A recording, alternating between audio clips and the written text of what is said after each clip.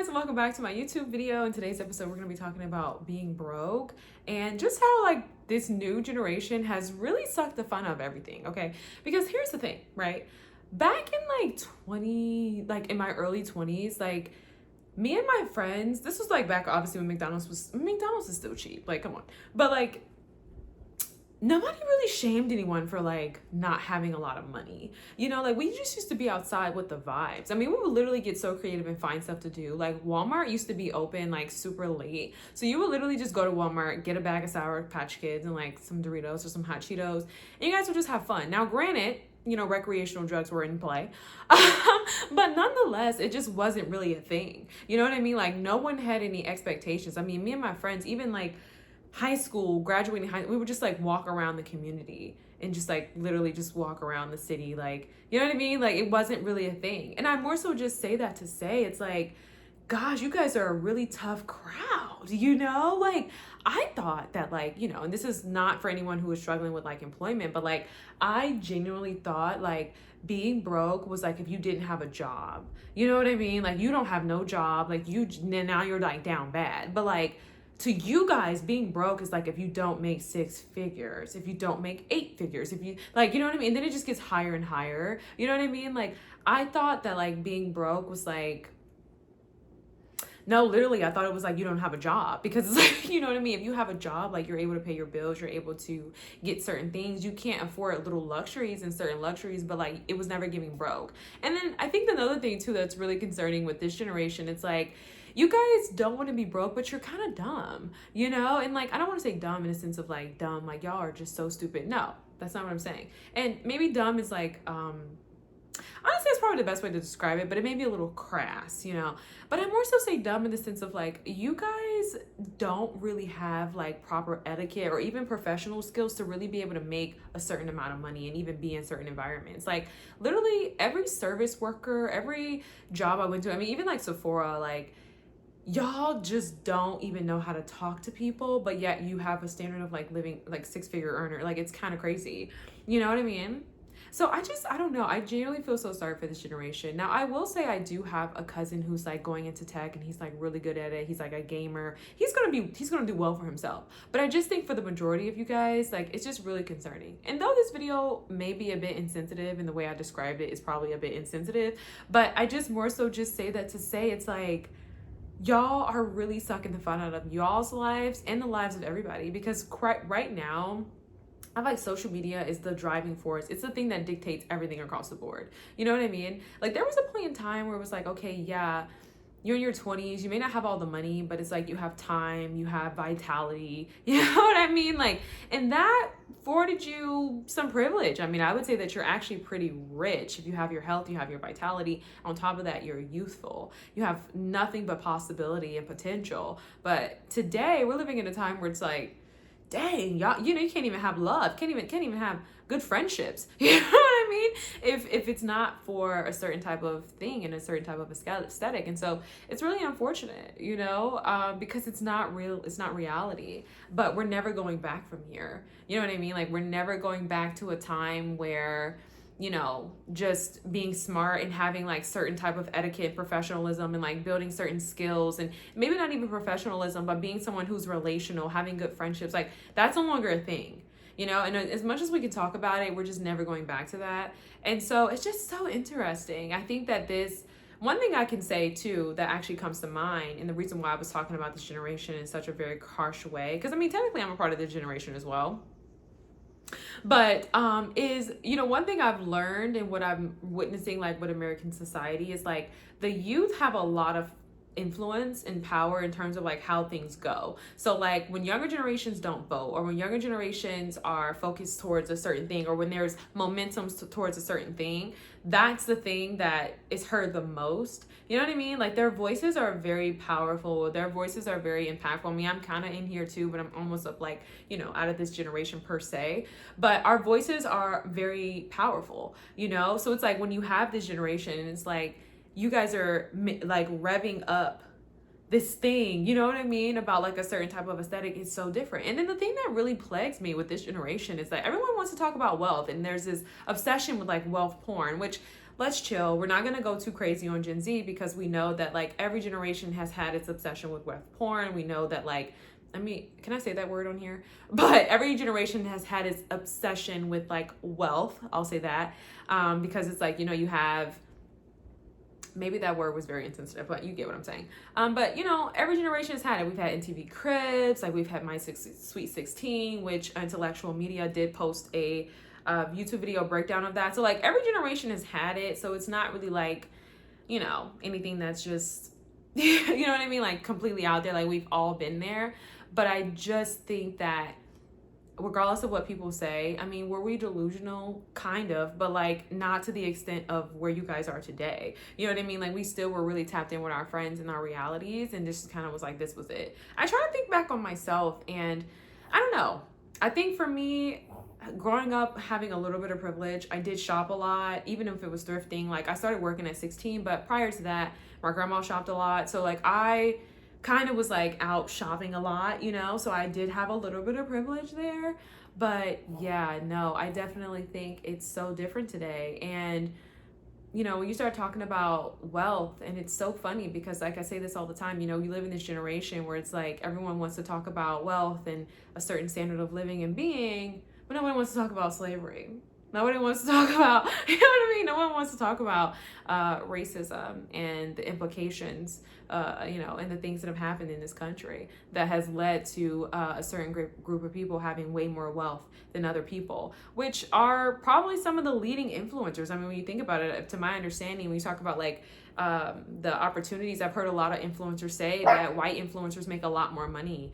White influencers, you know, get a lot more from the brand deals and stuff like that. And so it's just like, it's just so interesting to just kind of see how a lot of people are wanting to ascribe or live a certain standard or a certain aesthetic, but you guys aren't really willing to talk about how certain people got there. You know, you're not really willing to talk about the educational piece as to why things are the way they are. And it's so funny. Every time like I'm in a very nice community, like gated community, I know for a fact this is not 2015 real estate investors in the Grant Cardone 10X conference who are living in these homes.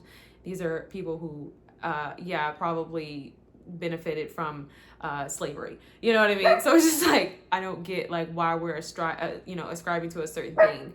And I think even going back to what I said about being broke, like, yeah, you may not have all the money in the world to go to Sephora and like buy it out, but like you're smart. You know what I mean? Like you're going to figure it out eventually. And it sucks because we know like, yeah, this totally sucks from your 20s. But I mean, I just think like if you don't really get to develop relationships and good things, like, you know, very unshakable, very sustainable foundation for yourself in your 20s, when are you going to build it? You know? So, yeah, I think it's The Economist. They put out an article and they just talked about like how Gen Z is like, you know, definitely not going to be okay for the future. But right now, you guys are doing pretty well. You guys are doing pretty well. So I don't really know. You know, I just think it sucks because it's just like the things that you really need and that you should have, you guys just won't have that. And, you know, you really need to step back. Like if you're an adult or anyone who actually thinks you're broke, if you think you're broke, you're not broke. You know, if you have a job, you're not broke. You know what I mean? Like, and you're not broke if you're able to take care of yourself, you know. Not being able to buy a Chanel or a Coach bag doesn't make you broke. You know, you're not broke. You know, so it's so crazy how it's not even just the power of the tongue. That was blasphemous. It's not the power of the tongue. It's more so just kind of realizing like how we've revolutionized like poverty and how we've revolutionized, you know, like being like the terminology broke. You know what I mean? Like, I'm not understanding that. And so, yeah, I don't know. You know, I think a lot of people who can't fit into this mold, which I'm saying has been a lot of Black content creators, but there's been some other white content creators as well who've kind of started talking about like, you know, that girl aesthetic and all those different things. So, you know, this isn't really giving video essay. This is just me kind of giving like sharing my thoughts. I had some time, wanted to make a YouTube video, just did a podcast, check it out. I talked about, just kind of sharing my thoughts about Amanda Seales. I shared my thoughts my thoughts in me being an uncertified economist, you know, so I talked about the market, you know, and I talked about, you know, continuously, I've been talking about this whole Black history thing, whether or not Black history is going to be taboo. Had to shut the comments off on that YouTube video. Y'all was getting a little too crazy,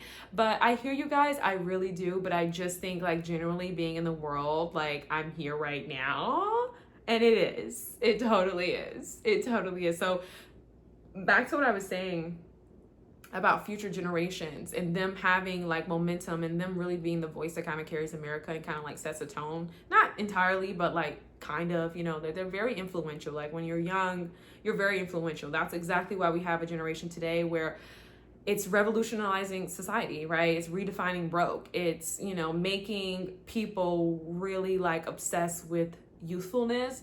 I've even seen it literally make some people go backwards. You know what I mean? Like even in their, like some people who are older are actually going backwards, and they're starting to adopt the same like standard and like aesthetic of modern day youth, you know?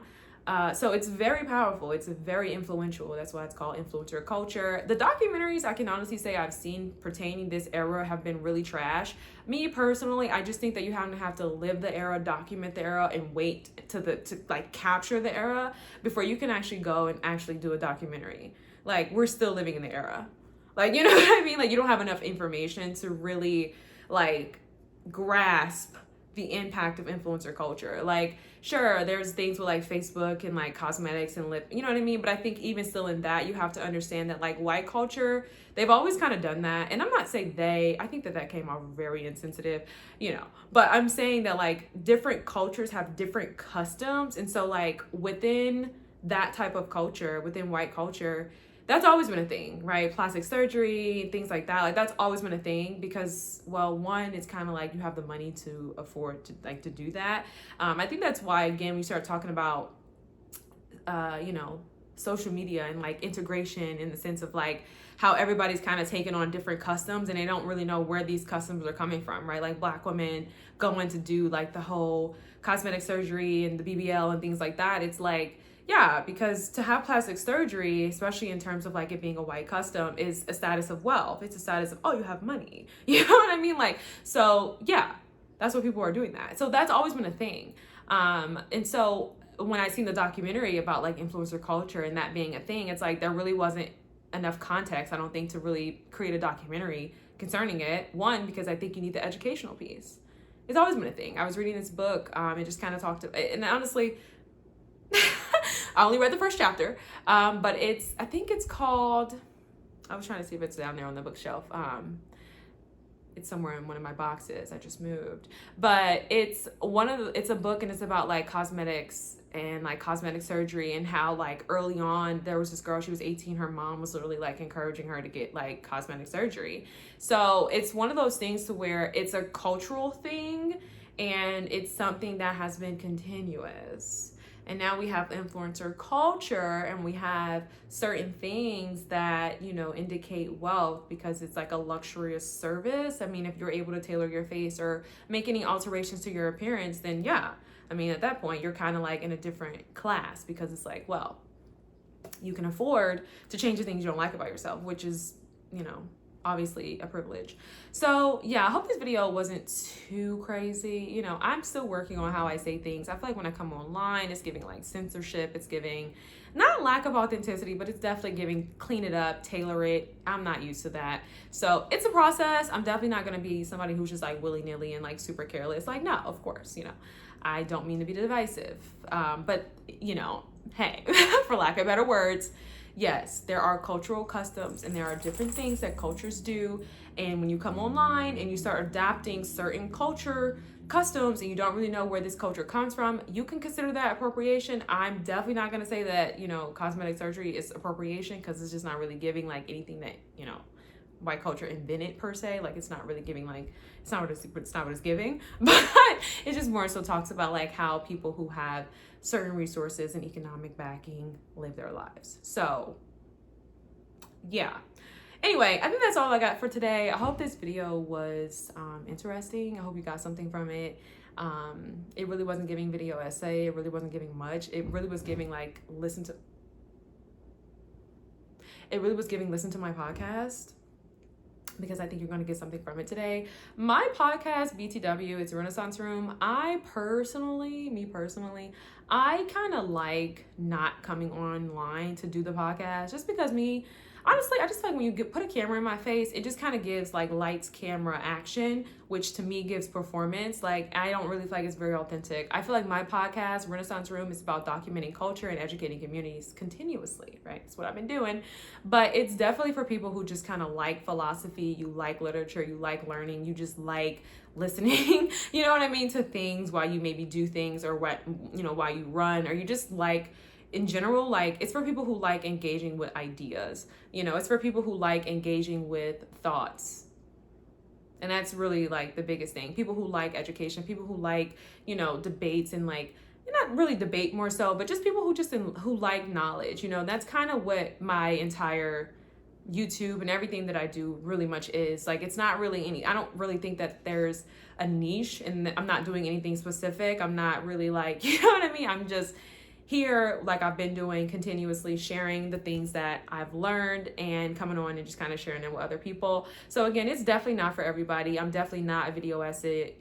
I know that I definitely need to work on tailoring certain things. Do I have certain goals for my platforms? Maybe, potentially down the line, but I definitely think right now it's giving trial and error. But with my podcast, it's been something I've been doing for almost like 3-4 years now. So it's so it's definitely one of those things where it's like, if you get something from it, great. If you don't get something from it, that's completely fine. But definitely don't come on here with all that. You know, I noticed one thing about y'all, you know, your boy, what's his name? What is that man's name? I can't even think. Yes. And I'm not going to compare myself to someone with a doctorate, but I'm just going to make a general point here. So, like, chill. You know, do you mind? You're being so rude. Like, I mean, like, it's almost like absurd. Disrespectful. Are you finished? Okay. Certain people can engage in thought and theory and just kind of like share their thoughts, and it's considered philosophy. But when other people do it, it's considered autism or ADHD or something like that, which again, I'm not here to be insensitive to anything like that, but I just realized there's a continuation and the discrediting of African Americans and people who look a certain type of way in the realm of academia and education. So just something I've kind of noticed, and I'm going to leave you guys with that. Peace.